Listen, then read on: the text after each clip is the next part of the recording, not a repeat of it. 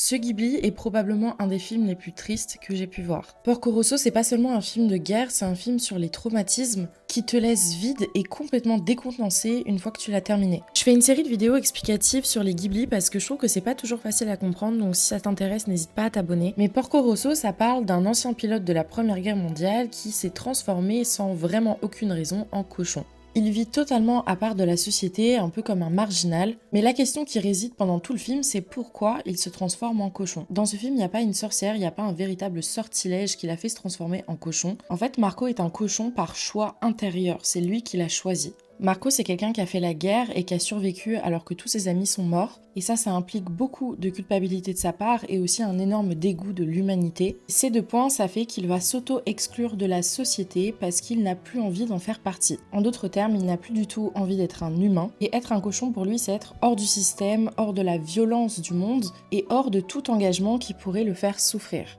En fait, Marco, c'est tout simplement un cochon, une personne qui a été complètement traumatisée par la guerre, qui a vu tous ses amis mourir et qui, lui, est dans un espèce de traumatisme qui le laisse entre deux mondes, entre le monde des morts et le monde des vivants. Son énorme culpabilité, ça lui file une peur de l'engagement énorme, ce qui fait qu'il n'a pas envie d'aimer et d'être aimé. On le voit notamment avec Gina et Fio, dont il refuse totalement l'amour. Mais ces deux femmes, elles représentent surtout le chemin que Marco doit choisir. Gina, c'est un peu l'amour du passé, elle était là quand tout s'est déroulé, elle attend Marco sans jamais le forcer, elle l'aime comme il est, même s'il s'est transformé en cochon. Fio, au contraire, c'est un peu l'avenir, elle est jeune, elle est brillante, elle est assez indépendante, elle voit l'homme en Marco et elle croit en lui, et en fait elle représente son lui d'avant.